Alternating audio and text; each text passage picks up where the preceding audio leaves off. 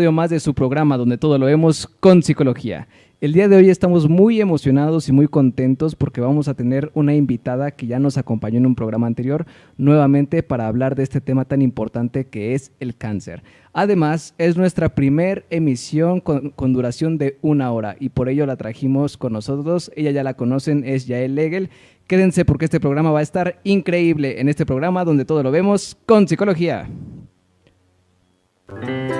Seas quien seas, tú y yo tenemos mucho en común. ¿Cómo qué? Oye, la vida nos pasa, nos sucede todos los días. Dicen que todo depende según el cristal con que se mire. Nosotros preferimos verlo con psicología. Bienvenido.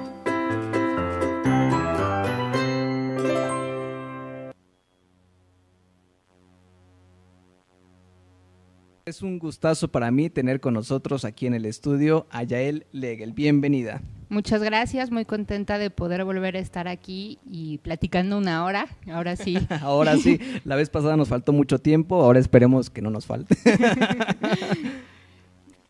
Bien, pues el programa de hoy se llama Visión psicoemocional en la adaptación al cáncer, esta enfermedad tan compleja que ya nos habías hablado un poquito de ella, pero no habíamos visto cómo era todo este proceso de adaptación. Entonces vamos a ver muchos aspectos de esta situación para las personas que, bueno, desafortunadamente pueden tener algún caso cercano, algún amigo, algún familiar o que incluso lo estén viviendo o padeciendo en casa. Sí, pues yo realmente considero que el cáncer es un tema del que hay que hablar. Existen muchos mitos, muchos tabús en torno a esta enfermedad, entonces es necesario hablar del cáncer y no desde el aspecto médico nada más, sino desde todo el aspecto psicoemocional, porque bueno, somos un cuerpo que se compone de varias esferas y la psicológica y la emocional son sumamente importantes y en un proceso tan fuerte como lo es un diagnóstico de cáncer, no hay que olvidarnos a voltear a ver esta parte de lo que pasa con la mente, de lo que pasa con las emociones y de cómo eso afecta a nuestras conductas. Claro, totalmente. Y bueno, son muchas dimensiones que se ven afectadas, como ya lo dices. Y bueno, pues me gustaría empezar con una pregunta acerca de cómo es este proceso de adaptación desde que se inicia el diagnóstico, bueno, desde que el paciente recibe el diagnóstico, que bueno, seguramente es un momento muy fuerte, muy difícil, tanto para el paciente como para la familia y el acompañante que está con él en ese momento, y cómo es esta adaptación a través de todo el proceso del cáncer, hasta que llega a la remisión o a esta situación que se conoce como recidiva. Bien, pues entonces vamos viéndolo como por partes, ¿no? Empezamos poco a poco. con un diagnóstico de cáncer. Un diagnóstico de cáncer va a marcar un parteaguas en la vida de la persona que lo recibe, del paciente y de sus acompañantes, de sus seres queridos. Va a marcar un antes de recibir el diagnóstico y un después de recibir el diagnóstico. Cuando recibes un diagnóstico de cáncer, es un shock, ¿no? Lo que se dice es que el mundo se detiene. Hay un ciclista muy famoso, que no recuerdo su nombre, que dice: yo entré al consultorio siendo una persona y cuando recibí mi diagnóstico salí siendo otra persona. Sí, un mundo totalmente diferente, ¿no? Incluso la forma en cómo ves las cosas, la realidad, tu momento cambia completamente, ¿no? Sí, y sobre todo porque todos escuchamos la palabra cáncer y automáticamente pensamos muerte, o la vamos a pasar mal, ¿no? Por estos mitos de los que te hablaba al principio, el 99.99% de las personas escuchan un diagnóstico de cáncer y lo primero que viene a la mente es: me voy a morir. Entonces, el diagnóstico lo que nos hace es que nos enfrenta a primera instancia con la muerte. Y aunque todos sabemos que nos vamos a morir, porque es la única realidad que tenemos en la vida, en algún momento, tocará. El hecho de que te digan tienes cáncer te enfrenta a esa conciencia de muerte. Obviamente es un shock porque lo que estás enfrentándote es a una pérdida, estás perdiendo tu salud, estás perdiendo a esa persona que creías que no era vulnerable a enfermarse, a esa persona que creías que nunca le iba a pasar, ¿no? Que siempre escuchabas que era el primo, que era el amigo, que era el familiar, pero no tú. Entonces, el amigo del amigo del amigo, ¿no? Es verlo contigo. Entonces, cuando recibes una pérdida en la vida vas a pasar por diferentes etapas, ¿no? que son ya muy conocidas, y la primera pues es una negación. La primera entramos directamente a negación. Y esa parte no es cierto, seguramente se equivocaron en los resultados del laboratorio, seguramente este doctor no sabe, voy a buscar otra opinión, esto no me puede estar pasando a mí. Vamos a buscar. Y este choque inicial también, muchos pacientes a mí me han comentado que de repente escuchan al médico hablar y es como bla, bla, bla, bla, o sea, que no tienen una capacidad de entender lo que está pasando racionalmente, porque es tan fuerte este impacto emocional de recibir un diagnóstico así, que no hay como esta capacidad de tranquilizar la emoción y entender el proceso racional. Después de este shock inicial y de esta negación, pues viene un periodo de negociación. Ay, Diosito, si me pongo a hacer ejercicio, que mi diagnóstico no sea tan malo.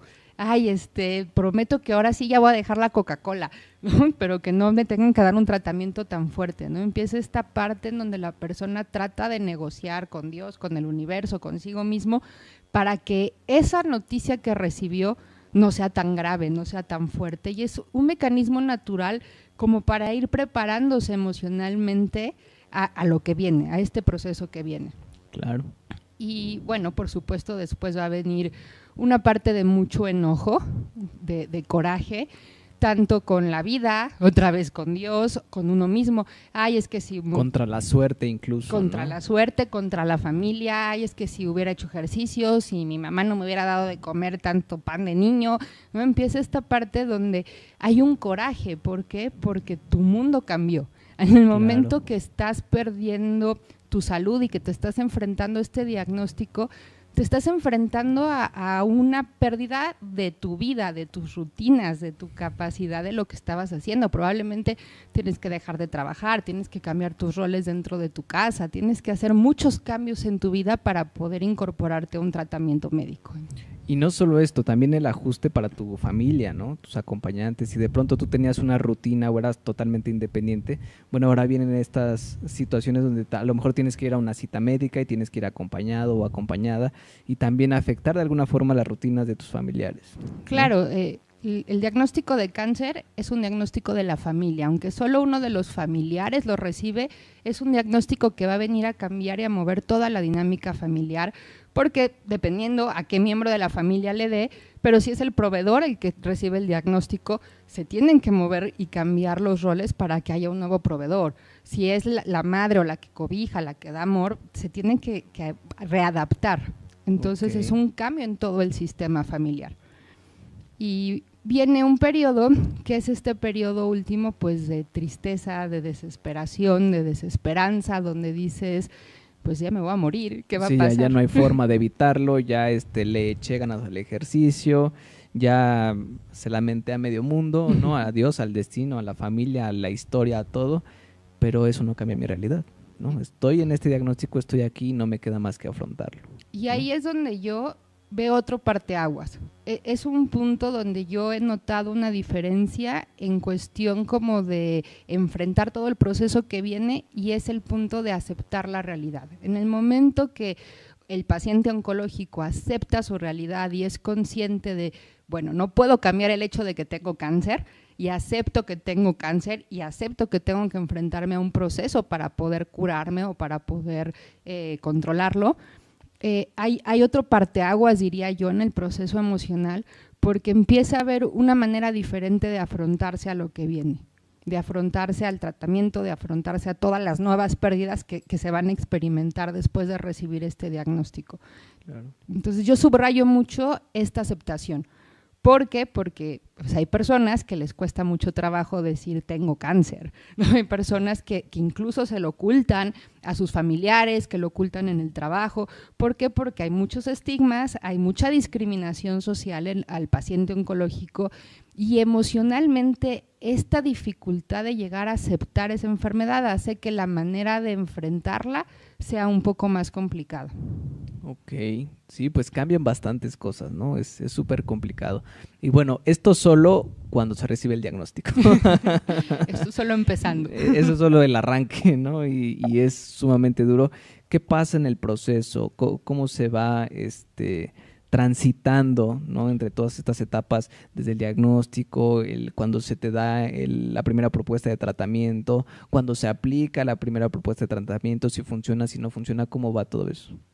Pues el cáncer es la enfermedad de las pérdidas, digo yo, porque obviamente no solo te estás enfrentando a perder tu salud, sino que los tratamientos oncológicos son tratamientos que son invasivos y que son largos. A mí me gustaría mucho aclarar porque de repente pensamos que ahí pasas el tratamiento y ya se acabó. Y la realidad es que no, es que el paciente oncológico tiene que estar yendo a revisiones, tiene que pasar por un periodo donde no se vuelva a manifestar la enfermedad, para que le puedan decir, bueno, ya medio la libraste, ya estás en remisión. Entonces, hay un cambio completamente de tu rutina de vida y cuando empiezas a planear o que va a depender de cada caso, porque bueno, cada cáncer es diferente, cada cuerpo es diferente, entonces los tratamientos para tratarlo van a ser diferentes, pero bueno, en un ejemplo de que te enfrentes a un tratamiento de quimioterapia, pues tienes que perder tu rutina de vida, tienes que perder en ocasiones tu trabajo porque tienes que adaptarte a un cuerpo que está recibiendo un tratamiento que es invasivo, que tiene efectos secundarios y que probablemente no te permita hacer lo que eras antes. Obviamente pierdes el cabello, ¿no? Las cejas, las pestañas, pierdes tu imagen propia. En otros tipos de tratamiento, como son las cirugías, hay ocasiones en las que pierdes una parte de tu cuerpo. Hay partes del cuerpo que, bueno, en un cáncer de ovario, tal vez te extirpan el ovario, pero hay partes del cuerpo, como en un cáncer de mama, que es una parte visible, entonces te enfrentas a otra pérdida. Entonces yo digo que el proceso del cáncer es un camino en donde vas aprendiendo a resignificar y aprendiendo a construirte desde estas pérdidas. Y va a depender mucho de cómo enfrentes y el apoyo que tengas, porque de repente recibes este diagnóstico y sí está el apoyo médico y sí está el apoyo de la familia, pero como te decía al principio, este apoyo emocional donde puede existir esta oportunidad de resignificar todos esos cambios, va a ayudar a que haya una nueva construcción de la persona que eres después del cáncer o durante el cáncer, por decirlo así. Ok, muy interesante. Y bueno, ¿qué pasa cuando tú dices, ¿no? Bueno, un tratamiento es prolongado. ¿Qué pasa? ¿Cómo se evalúa si este tratamiento realmente funcionó, si fue eficaz? Pues como te digo, va a depender de cada caso, es complicado hablar como en general, pero bueno, al final de cuentas, dependiendo del tipo de cáncer, hay un tratamiento, ya sea quimioterapia, radioterapia, ya sea cirugía, ya sea terapias blancos, se llaman terapias dirigidas o inmunoterapias, y después de recibir el tratamiento que te corresponda según tu tipo de cáncer, según la etapa en la que se encuentra, pues te hacen estudios para ver que no haya evidencia de enfermedad. Y bueno, si sigue habiendo evidencia de enfermedad, se buscan otras opciones de tratamiento. Y si no hay evidencia de enfermedad, es como el primer paso donde te dicen, bueno, estás limpia, pero eso no quiere decir que ya la libraste. ¿Por qué? Porque el cáncer es una enfermedad celular y las células son microscópicas, entonces realmente no tenemos la tecnología super pro que puedan ver que no quede por ahí una célula. Sí, a nivel microscópico, evaluar en todos los millones de células de todo tu organismo, sí, ya no existe, ¿no? Es imposible, ¿no? Y por más que se reduzca, habrá un punto en el que a lo mejor nos faltó una, y con que nos falte una, se empieza a reproducir, ¿no? Exactamente. A mí me decía mi oncóloga que es como si te subieras a la Torre Latino y te asomaras y quisieras ver si hay una moneda de 10 centavos en el piso. O sea, no hay manera. Pues no. Entonces… Ya pasé los imanes, pues aquí no sé si me faltó alguna por ahí. Exactamente. Entonces, hay un periodo que se le llama el periodo de control, donde empiezas a tener estudios, empieza a haber chequeos para que estas células que posiblemente pudieron haber quedado ahí no se manifiesten. Dependiendo cómo se vayan presentando estos controles, las citas van siendo más espaciadas, cada 3 meses, luego cada 6, incluso cada año. En teoría, cuando pasan 5 años es cuando te pueden decir, bueno, ya ya estás del otro ya lado. estás del otro lado, pero no quiere decir que no te pueda volver a dar cáncer, ¿no? Esa Que no es vuelva la a realidad. Ok, muy bien. ¿Aproximadamente qué tan prolongado puede ser un tratamiento? Uy, pues, por ejemplo, en mi caso llevo 4 años con un tratamiento después de las quimios, de la cirugía y de las radios, que es un tratamiento hormonal. Incluso hay veces que se dan 10 años los tratamientos para evitar que el cáncer regrese, pero bueno, son tratamientos que tienen efectos secundarios y que, como te decía, socialmente a veces no se ve, ¿no? La gente ve que la persona ya tiene cabello y piensa, ay, bueno, pues ya está bien. ya la ¿no? libró, Ya. pero hay tratamientos que incluso duran toda la vida. Hay personas que tienen que recibir un tratamiento para que el cáncer esté controlado indefinidamente. Ok, o sea, de plano ahí está y sabemos que ahí está, pero no hay forma de quitarlo y solo lo vamos a mantener pequeño, ¿no? Sí. Que no crezca más. Es como aprender a vivir con ello. A mí me gusta decir que el cáncer es una sombra.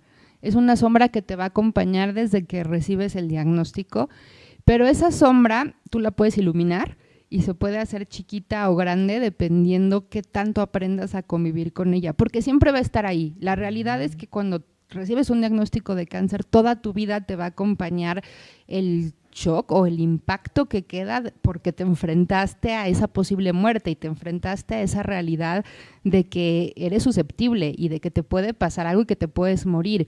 Entonces, esa sombra va a estar ahí, pero dependiendo del trabajo psicoemocional se puede ir haciendo chiquita y la puedes alumbrar incluso durante los tratamientos para que no te siga quitando, para que no te siga obscureciendo y comiendo más de lo que ya te quitó. Ok, pues bueno, sí son tratamientos muy prolongados, como lo dices, 2, 4, 5 a 10 años, ¿no? Y bueno, pues es una carrera de resistencia, no más que de velocidad o de impacto, es de resistencia, aguantar, aguantar, aguantar, aguantar. Bueno, ya llegando a esta cuestión de la remisión, o a la parte de la recidiva, si nos puedes explicar qué es remisión, qué es la otra, y igual cómo se adapta un paciente a estas etapas. Claro que sí. Bueno, la remisión es cuando te dicen que estás limpio, que no hay evidencia de enfermedad en tu cuerpo, y siempre los que estamos de este lado del diagnóstico hemos comentado que es un punto agridulce en el proceso del cáncer. ¿Por qué? Porque por un lado es la felicidad de saber que hubo una respuesta exitosa a los tratamientos, pero viene detrás el miedo al ¿y qué tal si regresa? ¿Y qué tal si tengo que volver a pasar por esto? ¿Y qué tal si ahora no la libro? Entonces, es agridulce ese punto porque estás limpio, pero viene acompañado de este temor. Y empieza a haber un proceso donde te duele la cabeza y lo primero que piensas es ya me regresó. Y te duele el diente y dices ya me regresó, ¿no? Y tienes que empezar a aprender a vivir sin el miedo al cáncer, porque es tan fuerte a veces el shock que yo considero que queda como un poquito un estrés postraumático después de los tratamientos, porque los tratamientos a veces son muy rápidos y a veces utilizan mucha energía del cuerpo que no te permite procesar tanto emocionalmente lo que estás viviendo. Entonces viene este periodo en donde estás procesando emocional y mentalmente todos esos cambios, todas esas pérdidas, y estás encontrándote con la nueva persona que eres después del cáncer. Entonces hay esta parte sí de alegría, de felicidad, pero la realidad es que también hay mucho miedo y también hay mucha soledad. ¿Por qué? Porque los acompañantes y las personas que están en el entorno dicen, bueno, ya la libró, ya está bien, ya está sano, entonces mi apoyo pues empieza a ser más espaciado, ya no estoy como para preguntar y cómo te sientes. Y la realidad es que el paciente oncológico es un paciente que tiene que vivir con efectos secundarios de por vida, ¿no? Los tratamientos como las quimioterapias dejan efectos secundarios como las neuropatías, como el quimiobrain, que es que se te va el avión y se te olvidan las cosas. Entonces es readaptarte a la nueva persona que eres, pero que no hay evidencia de enfermedad.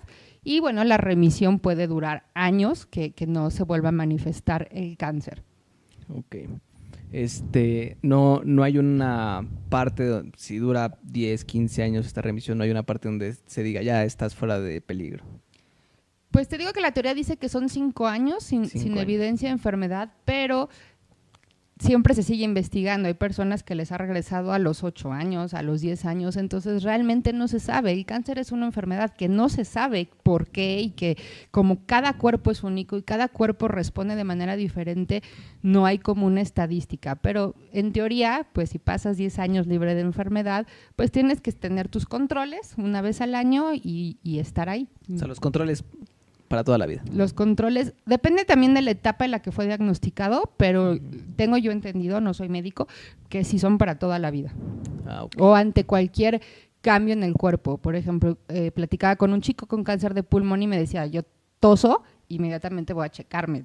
O sea, ya conozco mi cuerpo y ya sé que hay ciertos síntomas a los que les tengo que prestar atención. Entonces, aunque lleve mucho tiempo en remisión, llevaba 8 años, siento un ganglio inflamado y inmediatamente voy a que me chequen, toso y voy a que me chequen. Entonces vas conociendo tu cuerpo. Ok, vaya, bastante interesante. Esto de remisión se refiere justamente a que no hay evidencia de enfermedad, o sea, pareciera que ya no hay, pero que está latente la posibilidad de que regrese, ¿no? ¿Y a qué se refiere este término de recidiva? La recidiva justo es que después de un periodo libre de enfermedad o de un periodo de remisión, vuelve a aparecer el cáncer, vuelve a aparecer ya sea el cáncer inicial con el que recibiste el diagnóstico, el cáncer primario, o ya una metástasis de o incluso un cáncer nuevo. Entonces, una recidiva es como una recaída en el proceso de la enfermedad y es uno de los procesos emocionalmente, yo creo, más fuertes, porque aunque ya conoces el camino, pues sabes que es un camino de pérdidas y sabes que es un camino difícil y que es un camino que no quieres volver a pasar. Y justo nos enfrentamos a un sistema familiar, a un sistema de apoyo que también, pues no es que ya esté cansado, pero también pues lleva años en este Hay apoyo. un desgaste finalmente. En este desgaste. ¿No? Entonces, pues la recidiva es eso, es cuando hay una recaída en la enfermedad y el cáncer vuelve a presentarse en el paciente.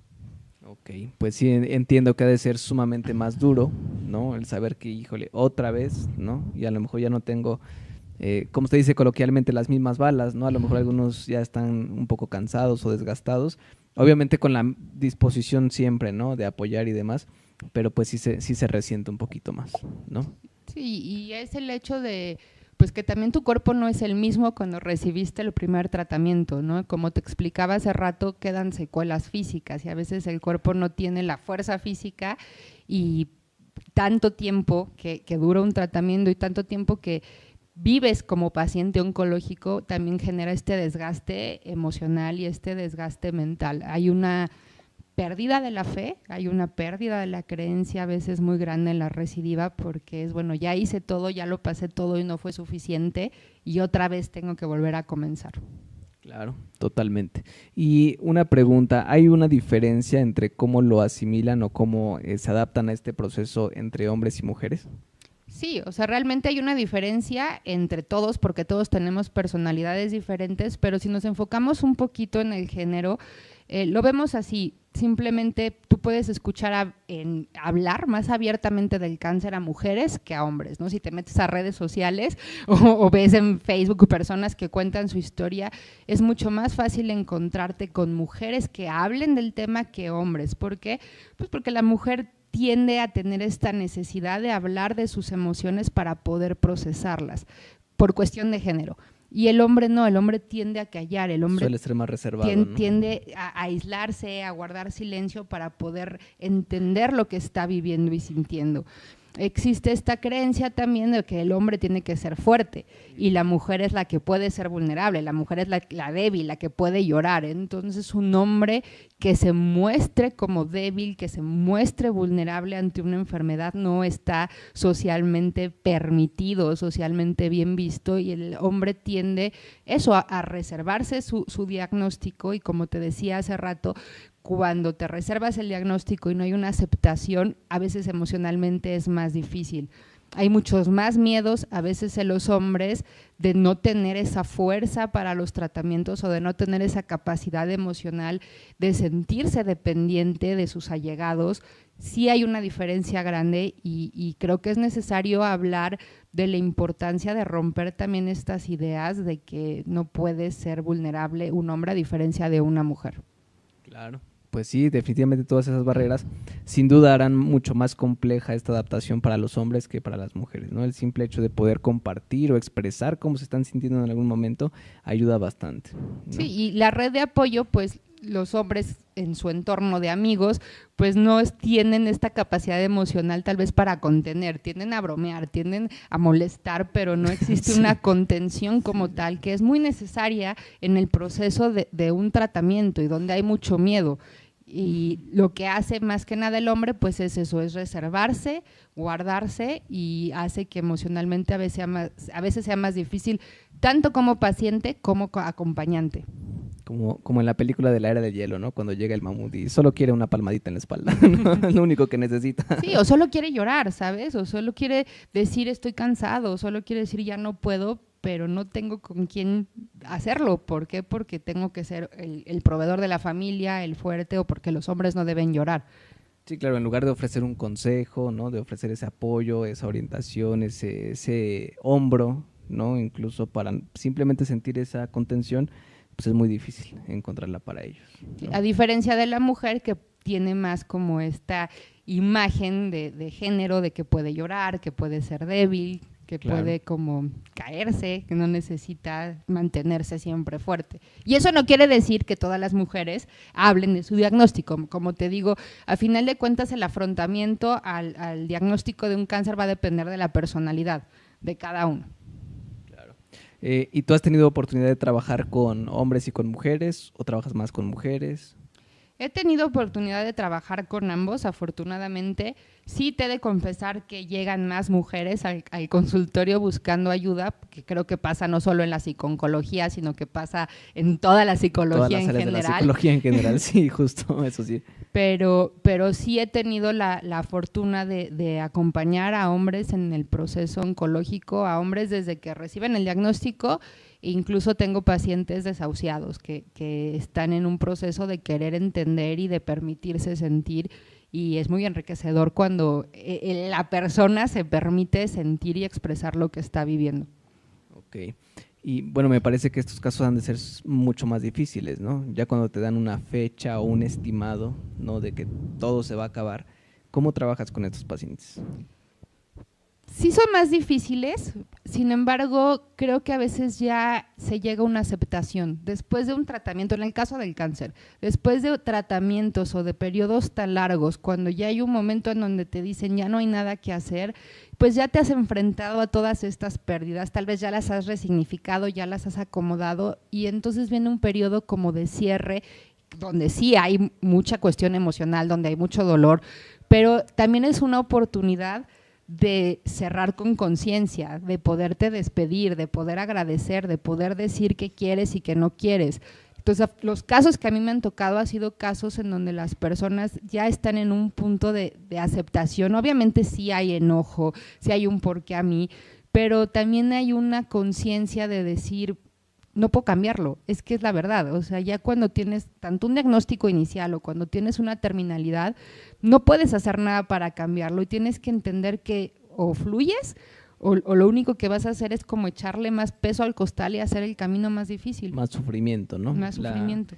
Bien decía Buda, ¿no? Lo que realmente trae sufrimiento es resistirse, ¿no? O sea, pues, ¿no? Ya si eso es lo que tienes que enfrentar, pues afrontarlo como tiene que ser, con los recursos que tengas, pero la resistencia solo va a crear más sufrimiento, Sí, ¿no? y la realidad también es que la esperanza nunca muere, y esa es una verdad muy grande. Aunque haya una terminalidad y aunque haya una persona que ha sido desahuciado, siempre queda en el fondo esa esperanza de que algo va a pasar, y he de decir que la esperanza a veces es una enemiga, porque afecta a esta parte de aceptar esa terminalidad.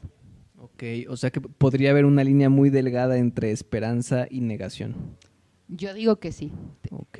Tuve el caso de una señora que, bueno, su hija no tenía diagnóstico de cáncer, pero su hija en un accidente de coche terminó teniendo una muerte cerebral, y la tenían conectada en el hospital esperando a que llegaran las personas para que le hicieran la donación de órganos a los que iban a recibir los trasplantes de esta chica. Pero la chica estuvo conectada en el hospital como 4 días mientras llegaban los que iban a recibir los órganos, y la señora sí estaba dolida, pero no era un duelo de muerte. Y me preguntaban, oye, Yael, ¿por qué la señora no está tan mal? Su hija está muerta, tiene muerte cerebral. Y yo les decía, es que sigue habiendo un cuerpo conectado.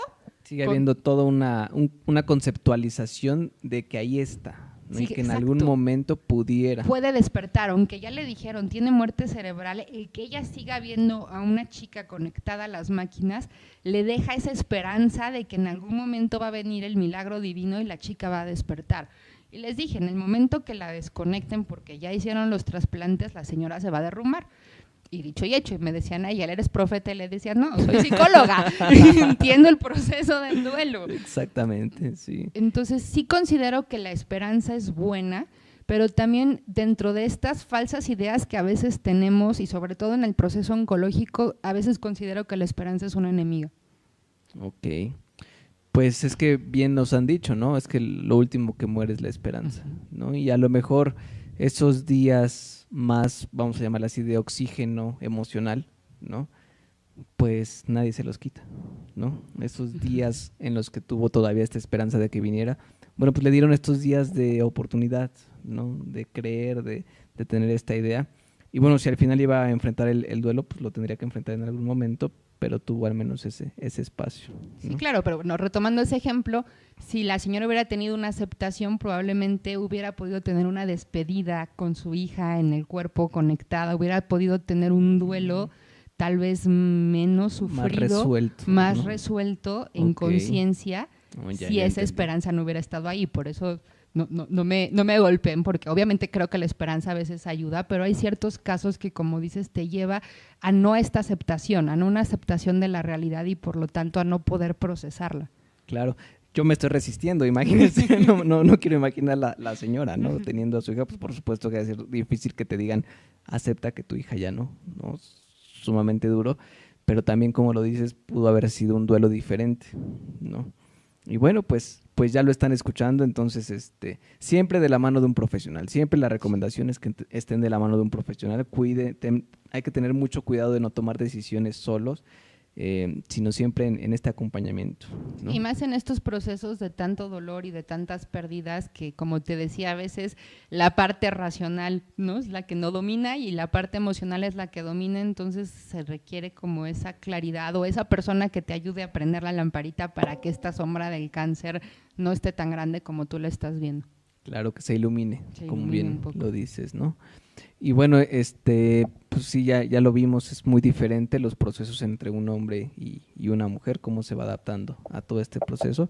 Y bueno, más adelante nos daremos un espacio para hablar de estas sugerencias y recomendaciones profesionales que harías en todos y cada uno de estos casos, ¿vale? Perfecto.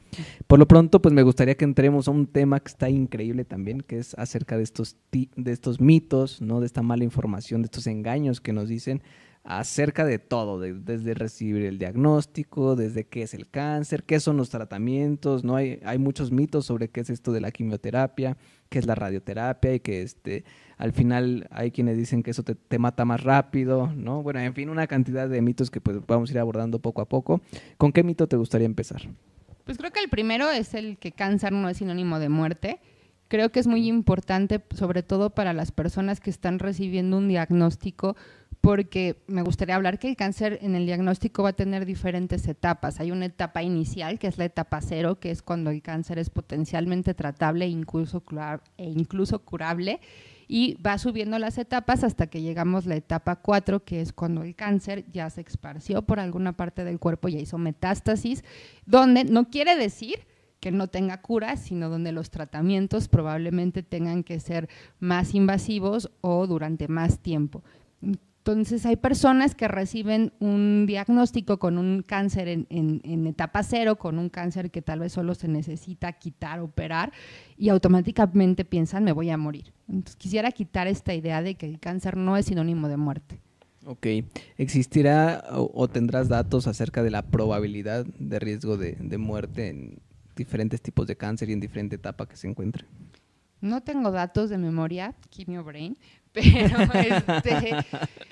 te puedo decir que va a depender de cada persona, ¿no? He conocido personas también con un diagnóstico inicial que no aguantaron la primera quimio o que la cirugía tuvieron alguna complicación. Entonces, como que a mí en lo personal no me gusta generalizar o tanto de estadísticas, no soy médico, pero como ellos que sí te hablan mucho de probabilidades, pero creo que lo importante es entender eso, que cada cuerpo es diferente, y de ahí me agarraría del siguiente mito, que es el empezar a comparar. Cuando se recibe un diagnóstico de cáncer, empieza a haber un proceso de, oye, es que a mi primo… Que a fulanito, sí, ese es clásico en cualquier enfermedad, no en cualquier proceso, siempre se da esta situación, ¿no? Es que el médico te dijo que te iban a hacer esto. No, yo creo que no, incluso se atreven a contradecir lo que dice el médico, ¿no? Yo creo que está mal ese médico porque a mi primo lo que le hicieron fue… ¿no? Fue otra cosa. O ve con el curandero, ¿no? O ve con otras pues situaciones que ni siquiera están comprobadas científicamente, que no sabemos qué tanto funcionan. Exacto, ¿no? Empieza esa comparación de los familiares que, es que a mi tío le dieron el caldo de sopilote y se curó, y empieza a ver esta comparación también de uno mismo con los otros pacientes oncológicos, de uno mismo en la sala de quimio, de por qué hay una chica que tiene pelo y a mí se me está cayendo el pelo, porque a ella le están poniendo una bolsita de medicamento roja y a mí una blanca. Y aunque a mí me gustaría aclarar que aunque hablemos, por ejemplo, de cáncer de mama, hay diferentes tipos de cáncer de mama y la manera de reaccionar de cada cuerpo va a ser diferente según la edad, según los estilos de vida, según muchos factores. Entonces, remarcar que el cáncer es único, es personal, que no hay un cáncer igual y por lo tanto no es bueno compararse y por lo tanto no es bueno opinar si no eres el oncólogo que está tratando ese caso. Claro, y bueno, finalmente los que conocen saben las dificultades que se enfrentan en las tomas de decisiones, ¿no? No es una toma de decisión sencilla entre elegir entre un tratamiento u otro, hay mucho estudio, hay muchos cálculos detrás de ello, y a veces si no funciona el tratamiento es justo por esto que dices, que hay particularidades que no se pueden calcular, no se pueden predecir, y por eso se pueden cometer estos errores, pero al final de cuentas hacen su mejor trabajo, ¿no? Y para que alguien sin estudios venga y diga, pues es que ya sabíamos que se iba a equivocar.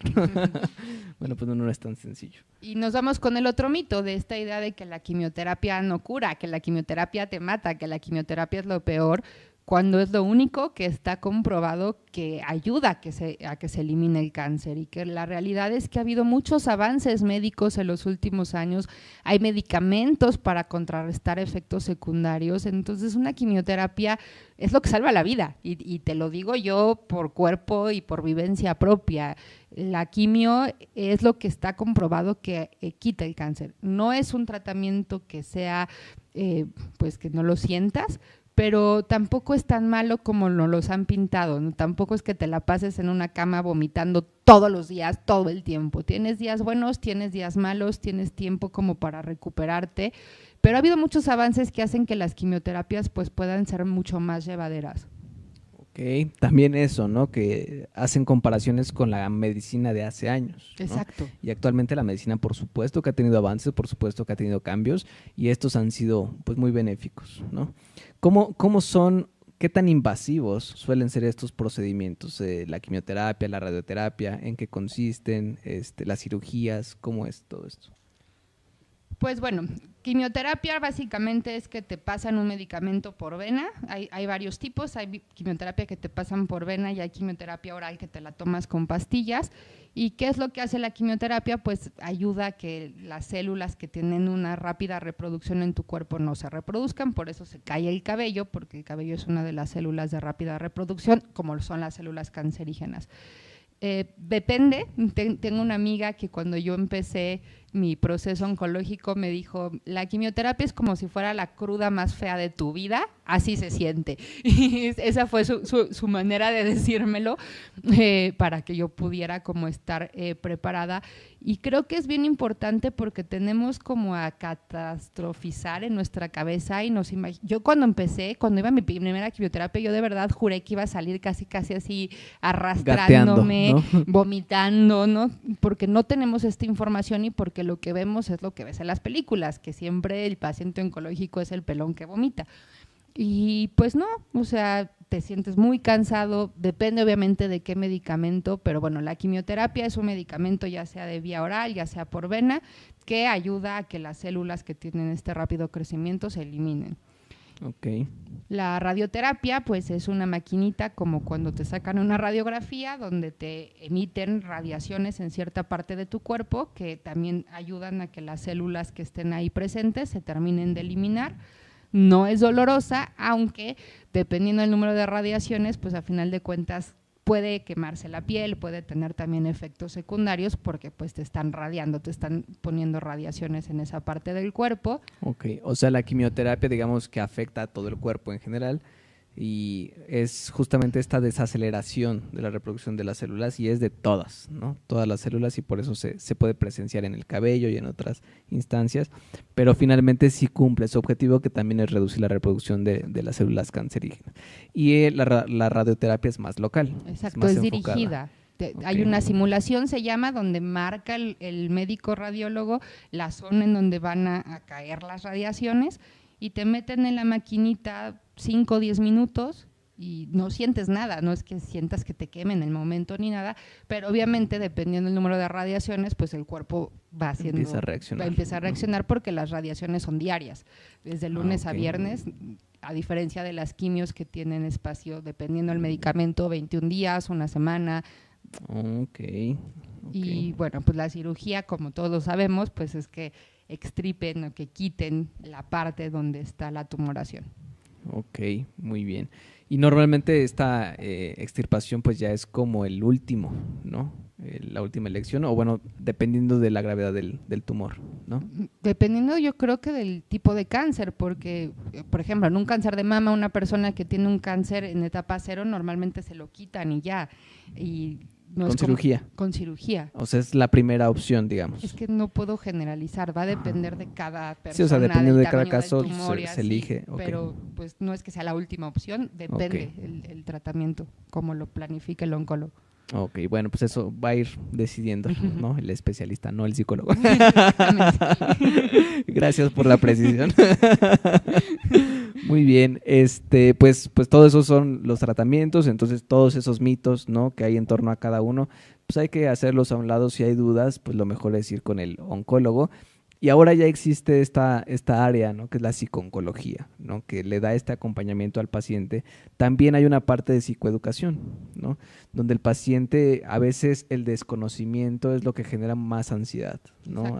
Más resistencia a afrontar estos procedimientos y menos adherencia terapéutica. Entonces el trabajo del psicooncólogo pues es asesorar, ¿no? Darle información de calidad y real al paciente para que pueda adaptarse mejor a estos procedimientos. ¿Qué tan, cómo se puede decir, qué tanto alcance está teniendo la psicooncología? Es decir, ¿todos los pacientes que tienen su oncólogo también tienen su psicooncólogo o no es tan...? No, desgraciadamente no es así. Sería lo ideal. Claro, yo creo que en sí. este sueño utópico y guajiro sería lo ideal, pero normalmente, te digo, ni siquiera personas que están pasando por una enfermedad acuden a prestar atención a su salud mental, ni siquiera existe esta idea todavía de que el psicólogo es para locos o por qué le va a pagar a alguien para que me escuche. Entonces, cuando una persona está pasando por un proceso de enfermedad, pues a veces la parte emocional se queda ahí olvidada y por eso hay que hablar del cáncer y por eso es necesario sembrar esta semillita de conciencia de que pues no es un proceso fácil, es un proceso que requiere a veces de esta objetividad y de esta ayuda para poder transitarlo de la mejor manera. Ok, muy interesante. ¿Qué otros mitos pueden haber en torno al cáncer? Pues todos estos mitos de que no comas carne, no comas azúcar, es que si tomas Coca-Cola te va a dar cáncer. A final de cuentas, si tú lo acabas de decir, el único que sabe lo que te hace bien y lo que te hace mal es el médico tratante. El único que te puede decir no comas esto o sí puedes comer esto va a ser el oncólogo o la oncóloga. Todos los demás son aportaciones que no van de acuerdo a tu caso. La realidad es que el azúcar no produce cáncer, que obviamente se busca un equilibrio, ¿no? Se busca tener estilos saludables en general para poder tener una buena adherencia o poder tener una buena vida, pero la única persona que puede opinar de lo que puedes comer, de lo que no puedes comer, de lo que puedes hacer, de lo que no puedes hacer, es tu médico tratante. Todos los demás pues es gente que no conoce cómo están tus niveles de sangre, qué tanto estás respondiendo al tratamiento, cómo estás tú por dentro, cómo está tu cuerpo. Entonces, quitar estas falsas ideas, porque el que sabe es el médico. Conozco un caso que pues dejó de comer carne en las quimios porque le dijeron que las carnes rojas era lo peor y el cuerpo está perdiendo con estas, que ya hablamos de las quimioterapias, está perdiendo hemoglobina, entonces perdió tanto que le tuvieron que transfundir sangre porque se quedó sin esta proteína. Claro. Entonces, sí, esos mitos, en lugar de aportar, están dañando, ¿no? Incluso pueden poner en riesgo la vida. Esta persona estuvo en riesgo su vida por seguir el escuchar comentarios y no preguntar, oiga, doctora, tengo que dejar de comer carne, donde la doctora le ha dicho, no, necesitas ahorita más que nunca proteína porque tus niveles de sangre están muy bajos. Vaya. Ay, qué fuerte, ¿no? Qué fuerte. Y finalmente a lo mejor el tratamiento iba bien, ¿no? Estaba cumpliendo su objetivo con su desgaste lógico y natural. Y bueno, finalmente estas malas informaciones, ¿no? Malas recomendaciones, pues ponen en riesgo la vida de las personas. Entonces, por eso, si no son médicos, si no son oncólogos, pues lo mejor es reservarse ese tipo de comentarios. Exactamente. ¿No? Entonces, el único que puede opinar es el médico tratante. Ese sería como quitar todos los mitos de productos milagro y de alimentación y de dietas y de cosas que realmente pues no benefician a todos. Claro. Y un poco rápido en cuanto a los mitos, ¿no? Estas etiquetas que se les ponen a los pacientes, ¿no? ¿Qué nos podrías decir de esto? Pues el primer punto es que el paciente oncológico no es un guerrero. El paciente oncológico es un ser humano igual que otro. A mí me gusta siempre decir que al que está enfermo del corazón no le dicen el guerrero de la cardiopatía. Entonces, el paciente oncológico es un ser humano que está recibiendo un diagnóstico de una enfermedad crónico-degenerativa y de repente que tú lo etiquetes como el que tiene que ser fuerte, tiene que ser valiente, está enfrentándose a una batalla por su vida, afecta sobre todo emocionalmente al paciente oncológico porque no le estás dando chance de ser vulnerable, no le estás dando chance de sentirse débil, de querer decir no puedo, de llorar, de que hay días en que no quieres echarle ganas, de que hay días en los que quieres estar acostado porque tienes que procesar todo lo que emocional y todo lo que físicamente estás viviendo. Entonces este mito de creer que el paciente oncológico es el guerrero que está luchando y que es valiente, está haciendo lo que tiene que hacer para poder seguir vivo. Yo creo que sí, es valentía ir a que te piquen, pero realmente es lo que cualquier persona haría para poder seguir con vida. Y lejos de ayudar, estas frases yo siento que perjudican porque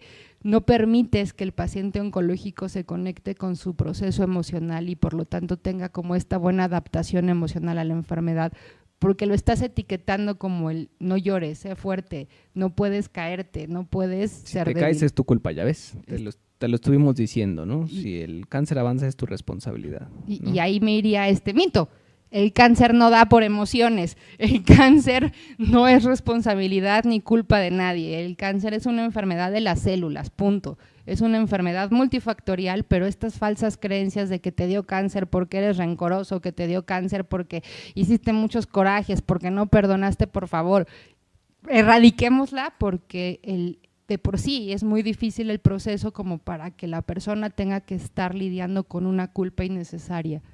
Claro, totalmente. Y bueno, finalmente, ¿qué recomendaciones y sugerencias podrías dar a las personas, a los pacientes que estén viviendo esto y un poco también a los acompañantes? Pues primero que nada, decir que el proceso es único, pero que siempre es bueno tener esta ayuda y esta objetividad para poder elaborar estas pérdidas. Como les digo, hay muchas pérdidas en el proceso y mientras más rápido las entendamos va a ser mucho más fácil. El camino por sí es difícil como para que no nos los busquemos hacerlo más fácil. Segundo punto, hablaría de la comunicación del paciente con sus familiares, con sus médicos, con el entorno. Hablando se entiende la gente, entonces creemos que no podemos decir lo que pensamos, no podemos decir lo que sentimos y creo que el poder hablar y decir, ¿sabes qué? Yo no necesito, por ejemplo, que me digas que soy fuerte, yo necesito que estés conmigo y me abraces, o el acompañante, ¿sabes qué? Yo no te puedo acompañar al hospital porque me dan cosa los hospitales, te puedo cuidar al perro. facilitaría mucho las cosas, el poder comunicarnos y también el poder, como te digo, comunicarse con el médico, con el personal de salud, hacerle todas las preguntas para poder tener esta información y erradicar esta ignorancia, el saber en dónde estás parado, contra qué estás enfrentándote, si contra un monstruito o contra un monstruote gigante, facilita las cosas, ¿no? El poder hablar, el poder decir. Y por otro lado, entender que no se trata de volver a ser la misma persona que eras antes del diagnóstico. El querer volver a ser algo que eras solo te va a llevar a frustración. Se trata de buscar reconstruirte a partir de este cambio de 360 grados que es un diagnóstico de cáncer. Estar abierto a una nueva vida, ¿no? Y estar abierto a ver qué es lo que va a venir, cómo va a ser tu nueva realidad y adaptarte lo más funcionalmente posible a ella, ¿no? Sí. Pues muy bien, pues otra vez se nos acabó el tiempo. De volada. De volada, 1 hora se fue rapidísimo. Creo que ahora sí abarcamos muchos más puntos muy interesantes. Para mí fue un gusto, un honor tenerte con nosotros. Muchas gracias. Ella es Yael Legel. ¿Cómo podemos contactarte? ¿Cuál es tu aportación profesional? ¿Qué es lo que puedes hacer y qué acompañamiento ofreces? Bueno, soy psicóloga con especialidad en psico-oncología y tanatología y terapia de duelo. Y me encuentran en Facebook, Instagram como psicóloga Yael Legel. No sé si está ahí escrito mi nombre, pero si no es Yahel. Y mi apellido es Leguel con G-U-L-E-G-U-E-L. Perfecto. De todas maneras, ahí en la página de Con Psicología, ahí está el flyer de ella, ahí lo pueden ver, ahí están sus redes sociales y ahí pueden contactarla con mucho gusto. También a través de nuestras redes sociales pueden contactarnos y nosotros con mucho gusto pues los dirigiríamos directamente con ella. Muchas gracias. Pues para servirte fue un gusto, un honor. Mí también. Gracias por aceptar nuestra invitación, un gusto tenerte con nosotros una vez más. Y pues esto fue todo en esta emisión donde ya saben que todo lo vemos con psicología.